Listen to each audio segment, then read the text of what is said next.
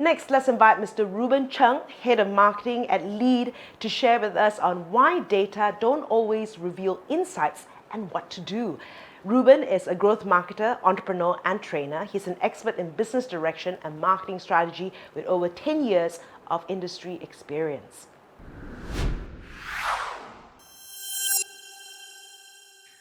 All right, welcome everyone and welcome to Data Asia. My name is Ruben from Lead, and today I'm going to be sharing with you why data don't always reveal insights.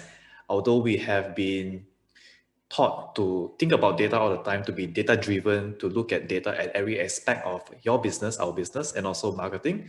So I'm going to share you some quick basic insights on this one. It's going to be a simple presentation and leave you with some insights and tips to take on for your business. Okay, so ideally, we want to find that magic in your business. And what I mean by magic, it means the things that you cannot derive out of data, right? I know this is a data talk, it's a conference on data, but let's talk about the opposite sides about data. So I'm going to start off with showing you a quick experiment, call it, right?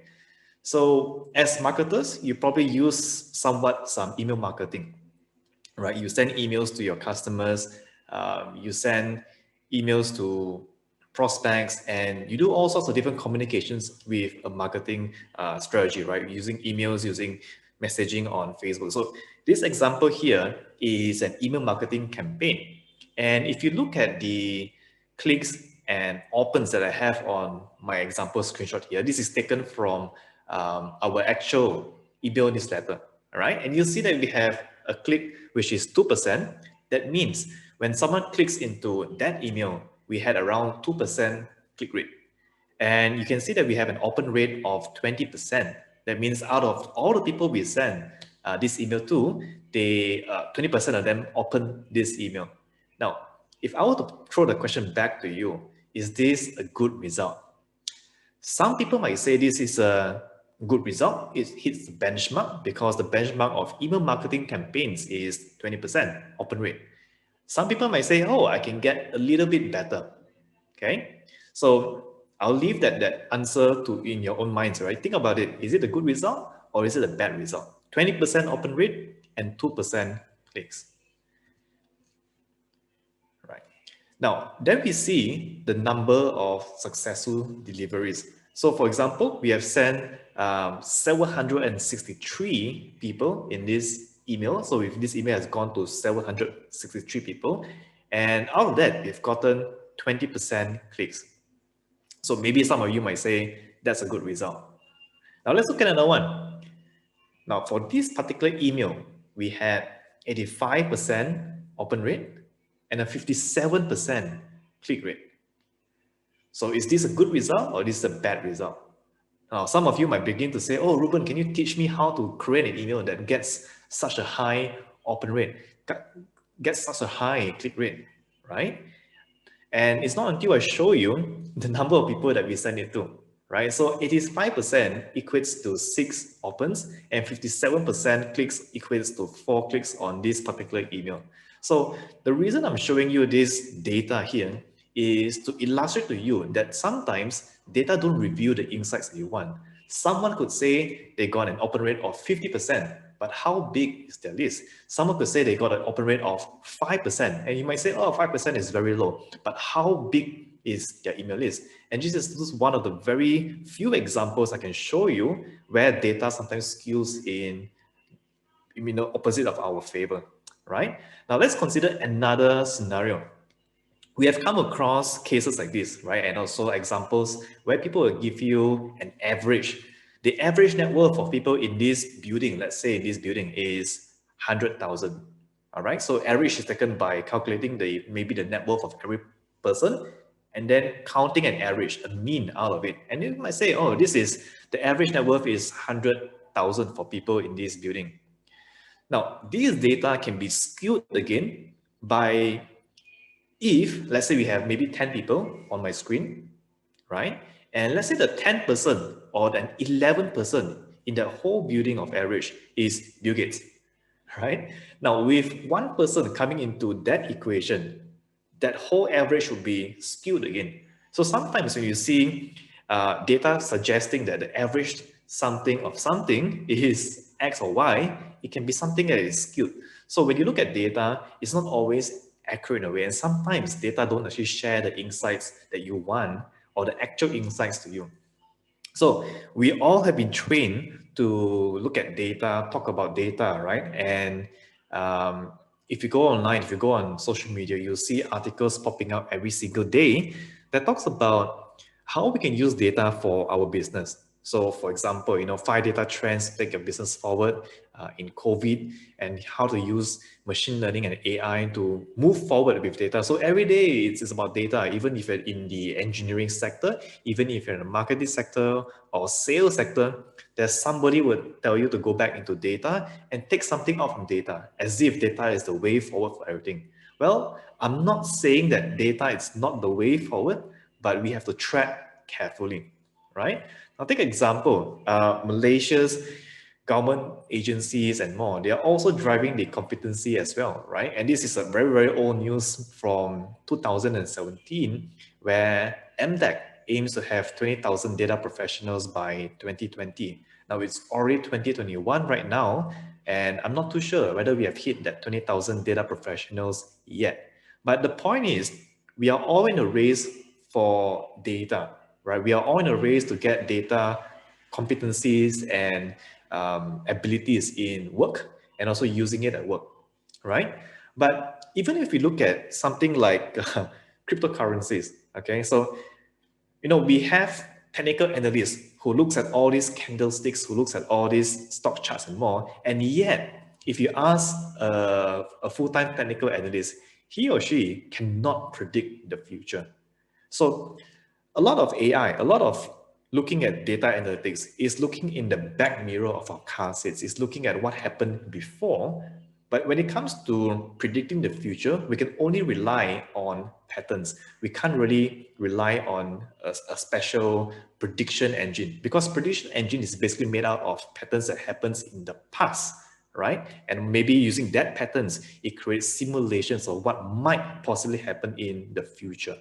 But again, when it comes to stock markets, when it comes to cryptocurrencies or trading, you cannot actually predict the future. Nobody can. Even though they are very, very good technical analysts, they might be able to tell you a few things, but it's not 100% accurate. Now, again, in business, we are always taught to analyze our data. So this comes back to looking at your data analytics in Shopify, Google Analytics, whichever platforms that you use. As a business, you're always told to analyze your data.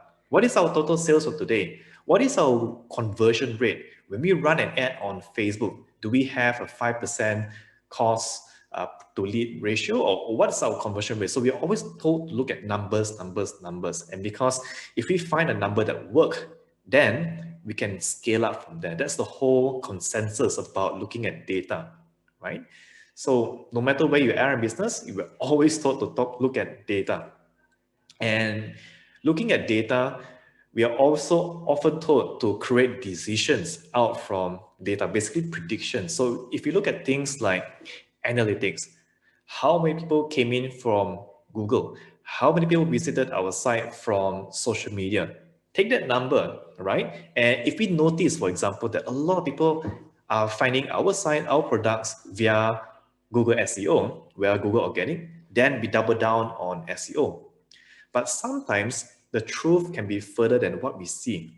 Sure, we might see a lot of people who comes into our site from Google search organic results, but sometimes that Google organic search results can be a result of them seeing an ad or seeing a billboard or getting reminded from a radio ad or somewhere, right? So when we look at data, we always look at it from a linear point of view. If this happened, then that must be something, right?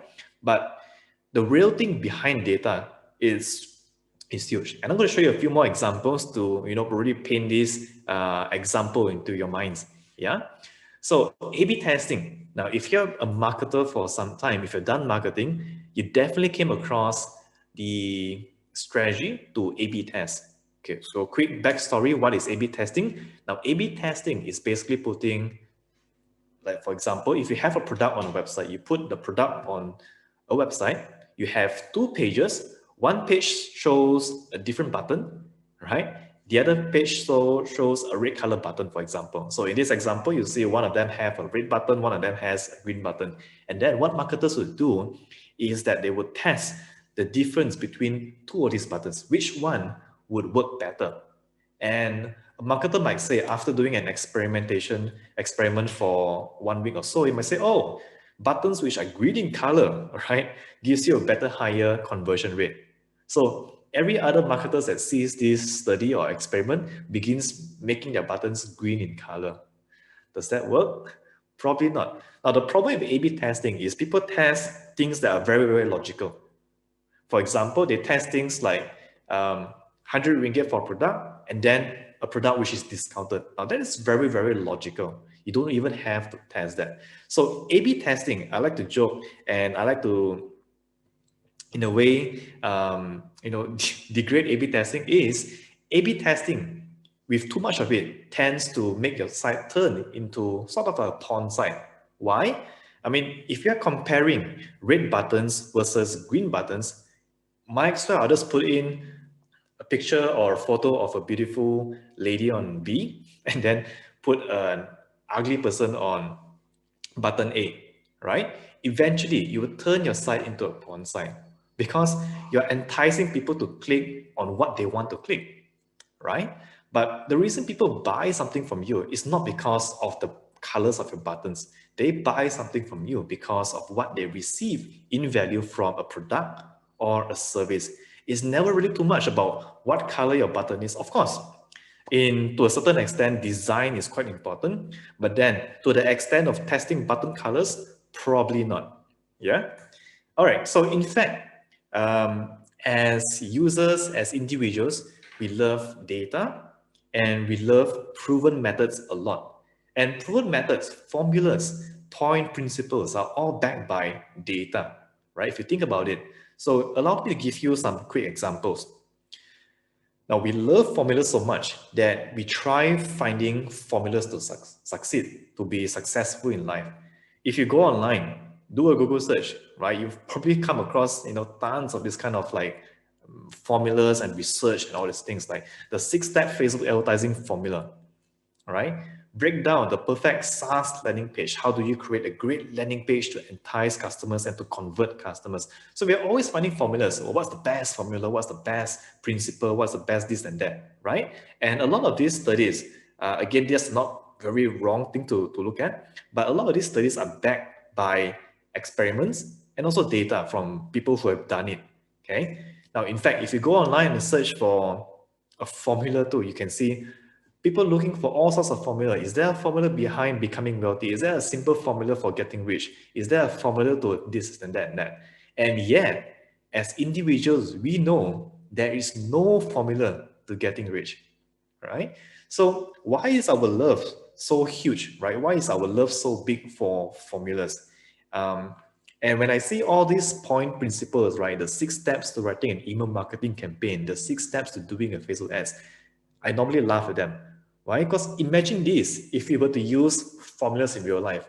Let's say we have a kid. Let's say you have a kid named Bobby, right? And he would and you would teach him formulas. You will probably come up with things like, oh, Bobby, please skate with one leg. In the next 2 seconds, put up your second leg to the skateboard as well. Go at 10 kilometers per hour, no more than that.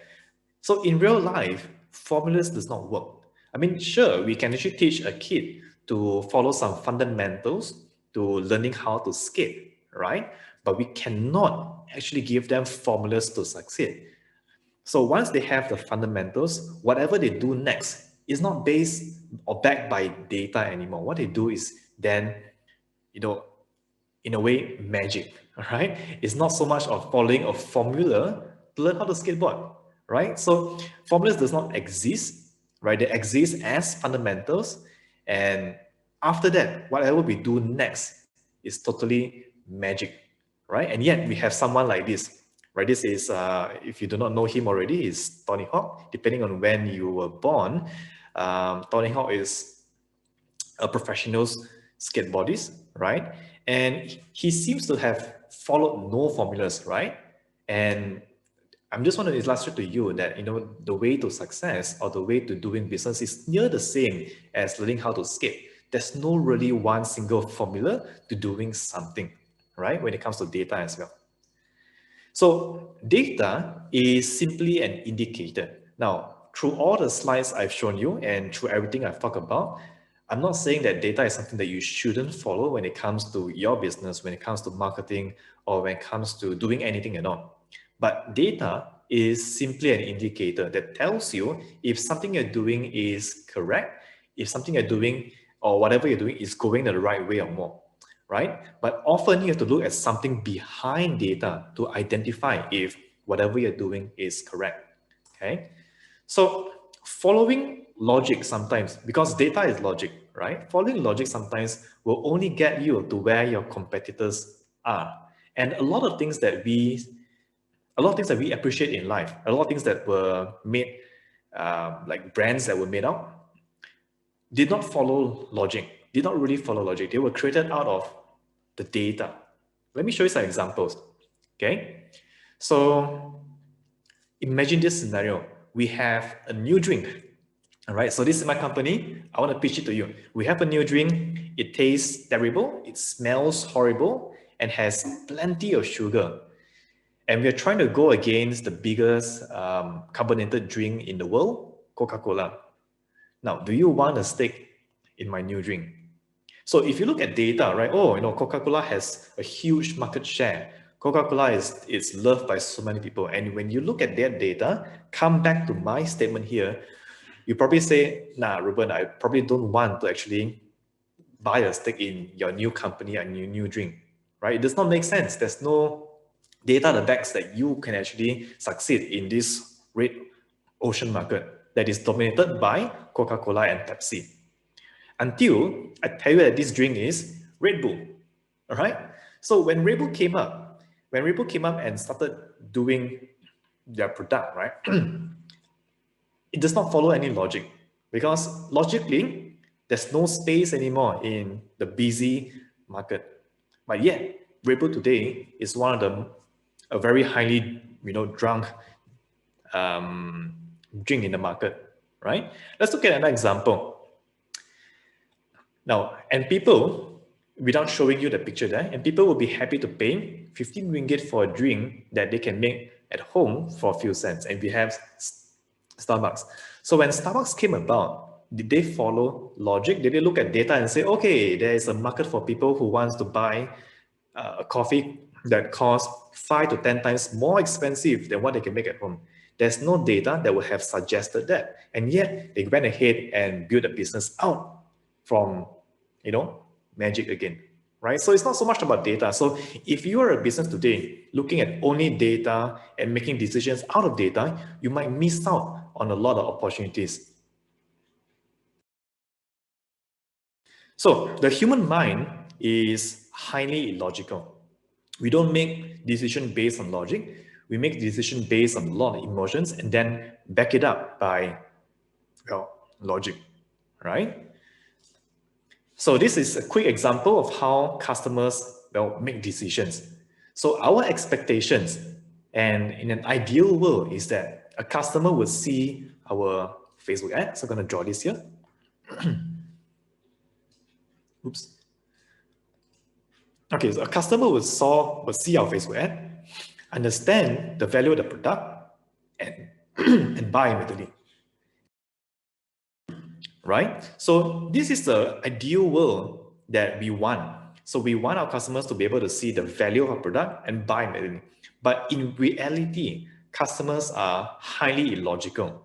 They will go through all the trouble from seeing our Facebook ad, getting down, Googling online, visiting a competitor's store, asking a friend, searching a review, pondering on it for the next 6 months, 12 months, 1 year, look at if their favorite celebrities are using a particular product or service. And then after all of that, somehow they'll make a decision, right? So customers don't make decisions based on logic.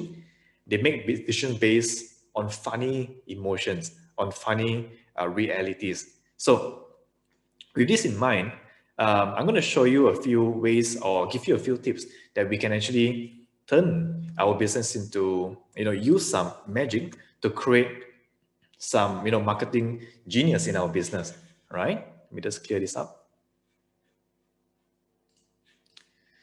All right, so before I go into the 3 ways to find magic in your business and to show you some ideas, to spark some ideas in your business, let's go into a quick break and we'll come back to talk about these 3 ways.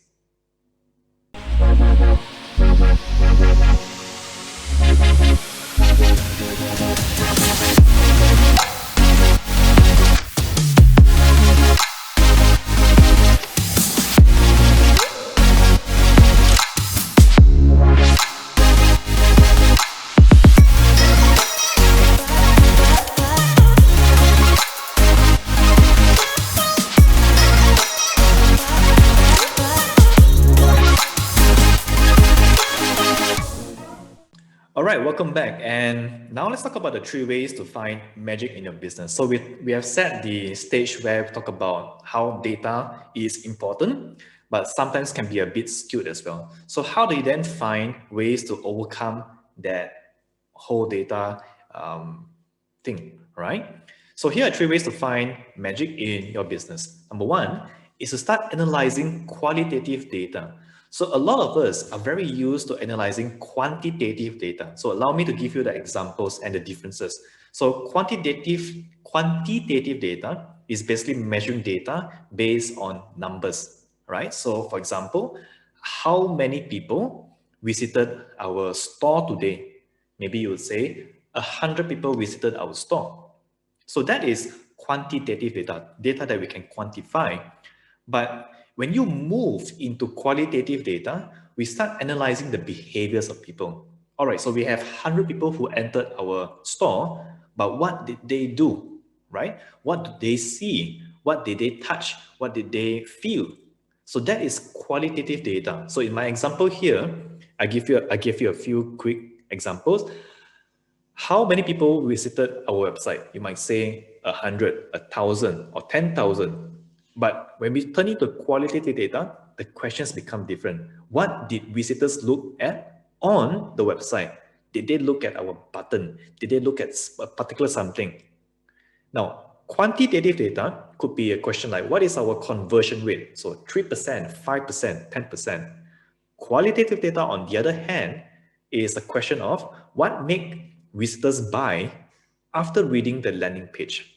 See, we are asking different questions right now. And luckily, there are ways to actually analyze qualitative data. So with data that gives you quantity, that is our usual platforms like Google Analytics or the numbers you see behind your Shopify dashboard. But when we move into qualitative data, that's when we start looking at video recordings, heat maps, and start studying the behaviors of people who took action within a website digitally or within a store digitally, right? Now, 2 tools that you can actually look at if you are an online business, if you run a business online and you have a website, whether it's on Shopify, WordPress, or any platforms out there, is to use 2 of these tools, right? One is Reactflow and the other is Lucky Orange. Now, these 2 tools allows you to look at videos of what your users do on your site. So it does not cost much. When you install it on your site, what you're able to do is to look at the customer behavior. What do they click? Where do they scroll? It's like looking at a video of a customer browsing your site. So that gives you a lot of different types of insights to what people behaviors are when they use a site or when they browse a product on a web page somewhere. All right, so that's one for you.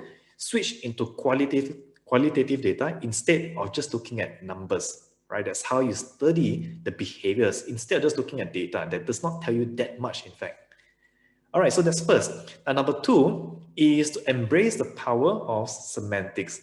Now, I know this sounds like a science talk already, but hear me out. Now, semantics just basically relates to what the words basically remains to words that might give different meanings. All right. So the way your customer process words actually changes the way they act. I have examples to show you, so don't worry about learning all this science. Basically, just remember a single word like rose in my example here can have many meanings, right? A rose can mean to be flower, it can also mean people rising up. All right, so let me give you a quick example of how we can use words to encourage value in a particular product or service. And this is not based on data, right? So data can't tell you these things. This is based on magic. So which one is tastier? I'll let you take a look, give you a few seconds. So basically the first one is nasi lemak. And we all know that. We all live in Malaysia, Southeast Asia. You have access to nasi lemak. The second one is fragrant nasi lemak kukus with chef-selected spicy red sauce topped with kampung-style berempah chicken. Now, right off the bat, I don't know about you, but a lot of you, I bet, I'm willing to say, would say the second picture, even though it's the same thing, sounds much tastier, right, than nasi lemak. And why is that? Now, this is something that data cannot tell us, right? This is based on semantics. The words that we use sometimes can create different types of decisions in our customers. So make use of your words, right? Let me give you another example.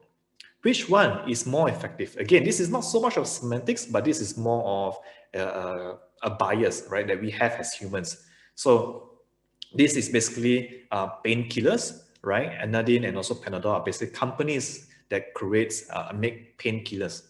So one is priced at 670 and the other is priced at 1290. Now, I'm willing to bet that a lot of you would say Panadol would be more effective. And that's a weird thing about our human logical sense. We are illogical. They are both the same thing. But because one of the price is higher, we assume or we perceive that Panadol at 1290 is going to be more effective in curing our headache, right? So this is how we customers, it's in a way illogical and we don't actually follow data. So data don't tell us how we can actually sell or market to customers. So for you as a business owner or a marketer, embrace semantics, right? Understand that humans and your customers are actually quite illogical. They don't look at things from a logical point of view. All right. All right. So the third step of inducing some magic in your business is to forget the buyer's persona. Now, a lot of marketers would now raise their eyebrows and look at me and say, huh, forget the buyer's persona? So this is a sheet. This customer avatar is basically a buyer persona activity that we do in our courses at Lead. So you can see that we use to actually get our students to imagine who their ideal customers are, right? How old are they? What gender are they? Where do they live in? What are their hobbies? What do they work as, right? And all these things. And basically what we're doing is you're building a buyer's persona, a buyer's biodata, if you call it, right? And the reason why we build this is so that we can use this information as a target information when we run our ads or, do any sort of marketing later. And what I'm telling you to do here is to forget all these buyer's persona. Why? Because sometimes data can skew in this kind of sense. Let me give you a quick example. So a lot of marketers and advertisers would tell you to target via demographics, right? Now let's look at these two gentlemen here in this picture. Now, both of them are born in 1948, okay? Both of them has 2 children. Both of them lives in UK. Both of them are somewhat wealthy, I would say. And both of them also have songs, music songs, quoting them. One of them, if you do not realize or do not know, recognize immediately, is Prince Charles. And the other is Jimmy Choo, the designer of shoes, right? And I'm willing to bet if you were to sell a designer bag, right? And if you were to sell a designer bag, who would buy? I'm willing to bet you say Jimmy Choo is the one who would buy this bag compared to Prince Charles, right? But if we as marketers is going to be just targeting people based on demographics, then we'll be targeting the same exact 2%. And yet, one of them would probably not buy, a designer bag, but the other would. So targeting via demographics by looking at data like, oh, we are targeting someone who is born in 1948, has 2 children, lives in UK, is wealthy, is a CEO.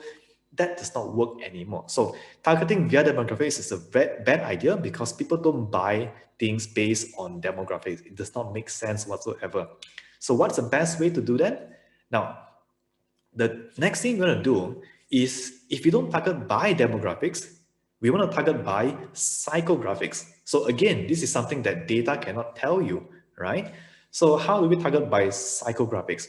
Now, psychographics is basically what people think, what is their pain, what is their dreams, right? So there are three things we can ask ourselves. So three questions. If you want to target your customers based on psychographics, number one, triggers. What made your customers say, I want to make progress in my life, and why, very importantly, why right now?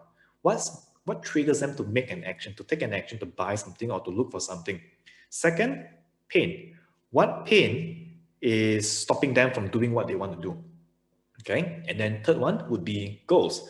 What progress do they want? What is their functional, social, or emotional goals? Right? Again, goals can be many different ways.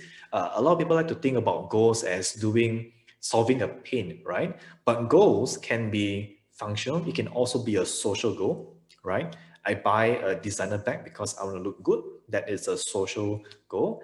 I bought a gym membership pass because I want to feel good about myself. That is an emotional goal as well. So there's many different types of goals you have to understand about people. And this is a study of psychographics. So we are looking past demographics, we're looking to psychographics. Now, I want to make this simpler for you, because if I give you three questions like this, trigger, pain, and goals, you might find it a little bit hard to identify, how do we find an ideal customer? So I've turned it into a quick statement that you can actually use to find your ideal customer. All right, so trigger, pain, and goals can be condensed into a quick statement like this. When a trigger happens, I want to solve that pain so that I can reach a certain goal. Now, let me give you a quick example. When I watch Gary Vee on YouTube, so that's when the trigger happens, right? I want to get the same engagement as him. Maybe he has a lot of likes, he has a lot of views on his videos. So when I watch Gary Vee on YouTube, trigger, I want to get the same engagement as him. My pain is I do not have enough views on my video, so that I can look like a business leader and feel better about myself. That is my goal. So I'd like you to take this statement and put it in your customers. What is the customers experiencing? What is the trigger that triggers something so that they want to solve a certain pain and so that they can reach a certain goal? What is that in your customers? If you can identify these things, it'll be much easier for you to actually market and sell something to them, that there's something that they really need. All right. So quick recap. I know I've talked a lot about data and also the illogical parts of our human behavior. But quick recap. I know this was a simple presentation, but I hope that you have found a few takeaways of this. So quick recap, more data does not always mean better insights, right? The more data we have sometimes can prevent us from actually looking at things that actually really matters. Now, when you have data, always question the context of data. Someone might say we have a 20% open rate on an email marketing campaign, and that's great. But how big is the list? Who are these people? Are they in different locations? How old are they? You have to get a very huge amount of context before we can make sense of any data out there. Now, number three, there are no proven formulas, even with the amount of data that we have today, and especially in business. There are no proven formulas. There's no way to do it. There's no formulas to actually get you to somewhere you want to be. Number four, data does not lie, but it does not tell everything, right? It cannot tell the illogical sense that we humans have. And your customers are illogical beings. We cannot use decisions made out of data to reach out to them because they're illogical. We have to think of different ways. And on finding magic, on looking at putting some magic in your business, analyze qualitative data. So move away from looking at just numbers, but look at customer behavior. How are they interacting with your product, right? Once they've consumed your product and services, what do they do? That is the important part. Embrace semantics. Semantics, again, is the study of words and how they can derive different meanings. So when I say things like flour, or flour, right? In British, flour. Flour can mean the flour to make breads. It can also mean the flower in our gardens, right? So semantics is very important. To our advantage as marketers, we can use words to make something appear more valuable. Now, forget buyer personas and focus on psychographics. So the days of demographics and targeting based on someone's age, where they live, what they do, and their hobbies is over. Focus on psychographics by identifying what triggers them, to identify a pain in them, and also what is their goal.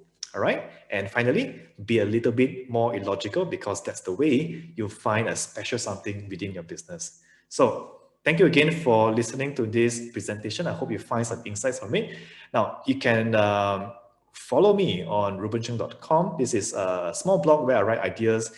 You can read ideas on marketing and also business. And if you'd like to take courses on data science, machine learning, and AI, and also take a course on marketing, do visit us at thelead.io, where you'll be able to find some courses and also free content that will help you get better at data and also marketing. So thank you again.